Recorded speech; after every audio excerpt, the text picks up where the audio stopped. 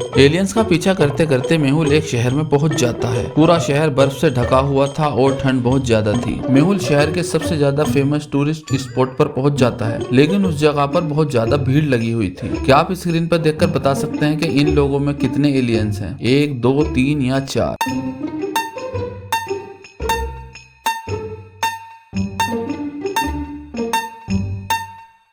इसका सही जवाब है 2, क्योंकि ठंड बहुत है इसलिए सभी इंसानों के मुंह से भाप निकल रही है, लेकिन सिर्फ 2 ही लोग हैं जिनके मुंह से भाप नहीं निकल रही। ऐसा इंसान के साथ पॉसिबल नहीं है, इसलिए ये 2 एलियंस हैं। मिस्टर खन्ना के कुक का आज सुबह ही मर्डर हो गया। मेहुल क्राइम सीन पर पहुंचता है और 3 लोगों को शक की बिना पर पकड़ लेता है। उन तीनों से पूछताछ की जाती है। मिस्टर खन्ना कहते हैं कि मैं उस वक्त स्टडी रूम में था, मुझे कुछ नहीं पता। मिसिस खन्ना कहती है कि मैं हेडफोन लगाकर म्यूजिक सुन रही थी। मेड कहती है कि मैं तो डेली के काम निपटा रही थी। आपको क्या लगता है कि इनमें से मर्डर किसने किया है?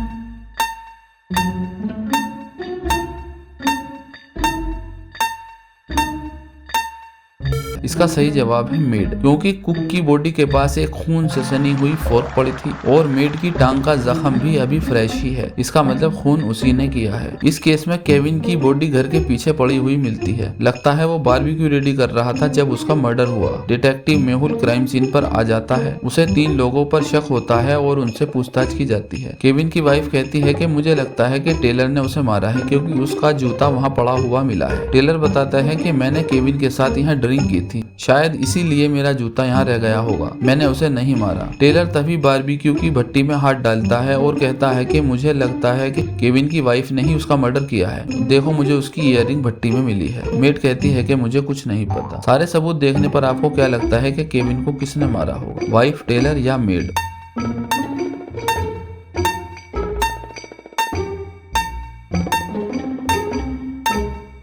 इसका सही जवाब है टेलर, क्योंकि टेलर ने भट्टी के अंदर यूं ही हाथ डाल दिया जबकि उसके हाथ जल भी सकते थे, और उसने ठीक उसी जगह हाथ डाला जहां उसने ईयरिंग छुपाई हुई थी। इसका मतलब टेलर ने ही मर्डर किया है। यहाँ पर एक कैदी जेल से भागने के लिए एकदम तैयार है। वो भागने के लिए एक गड्ढा खोदता है। वो रास्ते के लिए कुछ हॉट डॉग रखता है और भाग जाता है। रास्ते में उसे 3 दरवाजे मिलते हैं। पहले दरवाजे पर एक इंस्पेक्टर खड़ा हुआ है जो टेलर को पकड़कर दोबारा जेल में डाल सकता है। दूसरे दरवाजे में एक भूत है जो कैदी का सारा खून पी जाएगा। तीसरे दरवाजे पर बहुत दिनों से भूखा एक कुत्ता बैठा है जो पूरे कैदी को ही खा जाएगा। आप बताइए कैदी को कौन से दरवाजे से भागना चाहिए? 1, 2 या 3?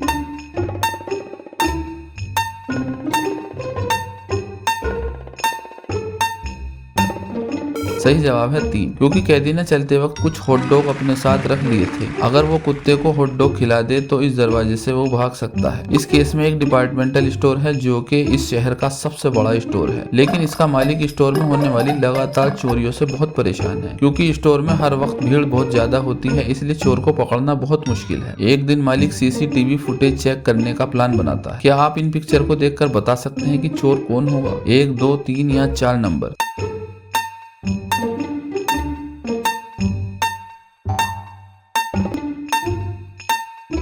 सही जवाब है 4। अगर आप गौर से देखेंगे तो दूसरी फुटेज में ग्रीन टी शर्ट वाला आदमी आपको कुछ मोटा सा लगेगा, जबकि पहली फुटेज में वो पतला ही है। इसका मतलब उसने अपने टी शर्ट के अंदर और कुछ टी शर्टें पहनी हुई हैं। यहाँ पर कुछ लोग ट्रेन में बिना टिकट के ट्रेवल कर रहे हैं। तभी टिकट इंस्पेक्टर एकदम से चेकिंग करने आ जाता है। इंस्पेक्टर सैम से चेक करने के लिए टिकट मांगता है। सैम बोलता है कि मैंने टिकट लिया था, लेकिन मेरे सामने वाले पैसेंजर ने जैसे ही विंडो खोली तो मेरा टिकट खिड़की से उड़ गया। आपको सीन को देखकर क्या लगता है कि सैम झूठ बोल रहा है या उसकी बात सच है?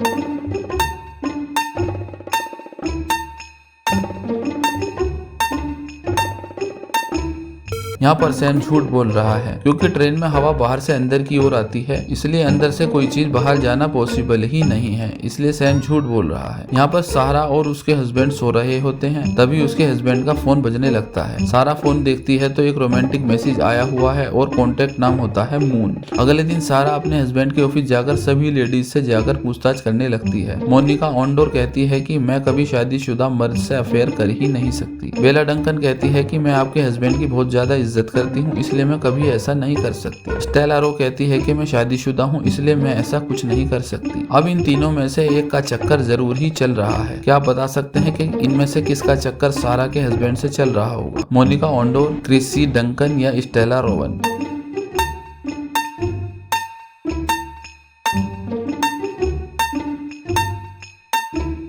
सही जवाब है मोनिका ऑन्डोर, क्योंकि सारा के हस्बैंड ने मोनिका ऑन्डोर की शॉर्ट फॉर्म मून के नाम से कॉन्टेक्ट सेव किया हुआ है। यहाँ पर मेहुल एक चोर का पीछा करते करते एक गुफा में पहुंच जाता है। जैसे ही मेहुल गुफा में पहुंचता है उसके दरवाजे बंद हो जाते हैं। पहले दरवाजे पर जहरीली मकड़ियां हैं जिसके काटते ही मेहुल की मौत हो जाएगी। दूसरे दरवाजे पर तीरों की बारिश हो रही है, एक तीर लगा और मेहुल खत्म। तीसरे दरवाजे पर 100 फीट ऊंची दीवार है जिसको पार करना लगभग नामुमकिन है। मेहुल को किस दरवाजे से अंदर जाना चाहिए, 1, 2 या 3?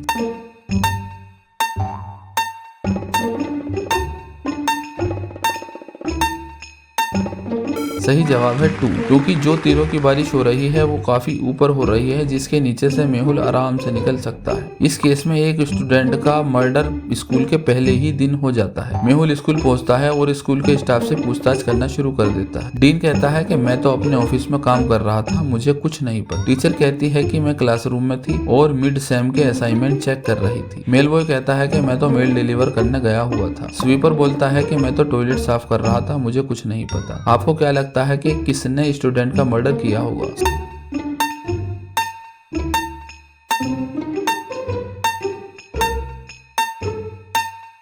सही जवाब है टीचर, क्योंकि ये स्कूल का पहला ही दिन था तो मिड सेम के असाइनमेंट हो ही नहीं सकते। यहाँ पर क्लर्क की डेड बॉडी एक अपार्टमेंट में मिलती है। डिटेक्टिव मेहुल केस को इन्वेस्टिगेट करने के लिए आता है। मेहुल को वहाँ एक कैलेंडर मिलता है जिस पर इस तरह के कुछ रेड सर्किल मिलते हैं। मेहुल को क्लर्क के इन 4 दोस्तों पर शक होता है। क्या पता लगा सकते हैं कि इन चारों में से कौन मर्डरर हो सकता है? एरिका, निकोलस, सोफिया या जेसन?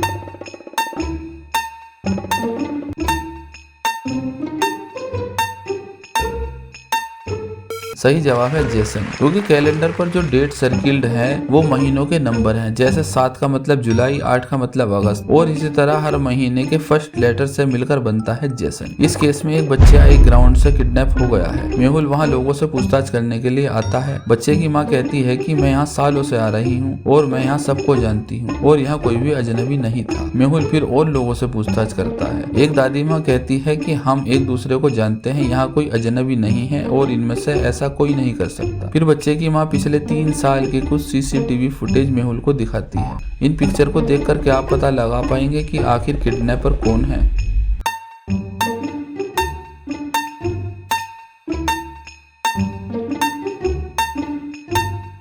इन पिक्चर में जिसके पास ये स्ट्रोलर है वही किडनैपर है, क्योंकि ये फुटेज 3 सालों की है और जिसका भी एक ऐसा बच्चा होगा जो स्ट्रोलर में आता होगा वो 3 साल में कुछ तो बड़ा हुआ होगा। यानी कि ये लेडीज बिना बच्चे के ही स्ट्रोलर ला रही थी, क्योंकि बच्चा बड़ा होने के बाद स्ट्रोलर यूज नहीं करता। मिस्टर थॉमसन शहर के अमीर आदमियों में से हैं। उनके 2 बेटे हैं और 1 बेटी, लेकिन लड़ाई झगड़े की वजह से उन्होंने अपने दोनों बेटों को घर से बाहर निकाल दिया है। एक दिन उनके छोटे बेटे रवि पर अटैक हो जाता है, लेकिन वो इस हमले में बच जाता है, लेकिन हालत बहुत सीरियस होती है। मेहुल उसके फादर को फोन करता है और बताता है कि आपका एक बेटा हॉस्पिटल में है, जल्दी आ जाइए। फिर मेहुल रवि के भाई को फोन करता है हॉस्पिटल आने के लिए बोलता है। इसी तरह मेहुल रवि की बहन को भी फोन करके बोलता है कि तुम्हारा भाई हॉस्पिटल में है। कुछ ही देर में वो तीनों हॉस्पिटल पहुंच जाते हैं। क्या इन तीनों को देखकर आप बता सकते हैं कि इनमें से सस्पेक्ट कौन है? किसने रवि पर हमला कराया होगा, सिस्टर, ब्रदर या फादर?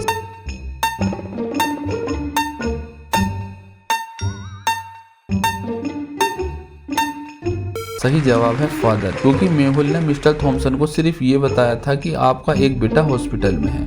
तो आखिर इन्हें कैसे पता चला कि वो बेटा रवि है, जबकि उनके गिफ्ट पर रवि का नाम लिखा हुआ है? यहाँ पर एक रूम में 6 लोग हैं, 3 छोटे हैं और 3 बच्चे हैं। इनमें से हर एक को एक दूसरे से हाथ मिलाना है, लेकिन यहाँ एक कंडीशन है, हर एक को सिर्फ अपने से छोटे से हैंडशेक करना है। अगर इस कंडीशन को फॉलो किया जाए तो बताइए कि कितने हैंडशेक पॉसिबल हो पाएंगे? 3, 15, 6 या 0?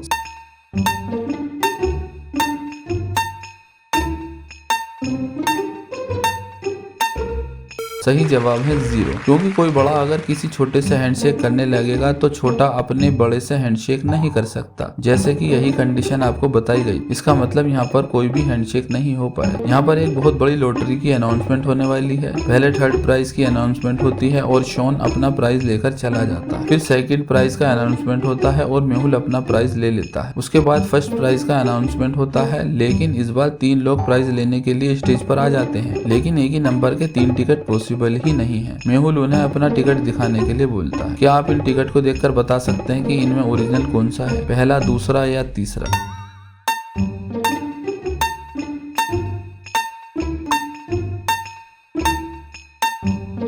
सही जवाब है फर्स्ट, क्योंकि आप डिजाइन देखकर पता लगा सकते हैं कि बाकी दोनों टिकट फेक हैं। इस केस में जू में एक चोरी हो जाती है, तुरंत मेहुल को बुला लिया जाता है। मेहुल उस लड़की से पता करता है जिसका हैंडबैग चोरी हुआ है। लड़की पूरा मामला मेहुल को बताती है। वो बोलती है कि एक शख्स जू की यूनिफॉर्म में आया और उसका बैग छीनकर भाग गया। मैंने उसका चेहरा नहीं देखा। मेहुल एक नजर सभी काम कर रहे स्टाफ पर डालता है। क्या आप इस पिक्चर को देखकर बता सकते हैं कि कौन स्टाफ मेंबर होने का नाटक कर रहा है जबकि वो एक चोर है?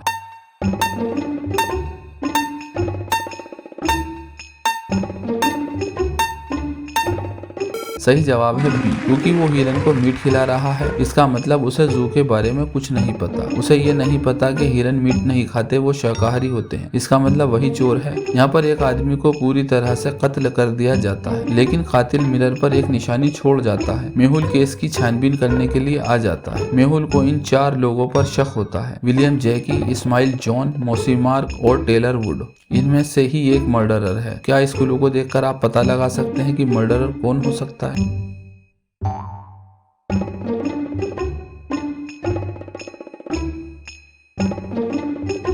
सही जवाब है मौसी मार्क, क्योंकि मिरर के क्लू को अगर आप क्लिक करके देखेंगे तो बन जाएगा मौसी। मेहुल अपनी छुट्टियां बिताने के लिए कहीं जाना चाहता है, इसलिए वो इंटरनेट पर कुछ इमेज सर्च करता है। क्या आप इस इमेज को देखकर बता सकते हैं कि क्या ये इमेज फेक है या रियल?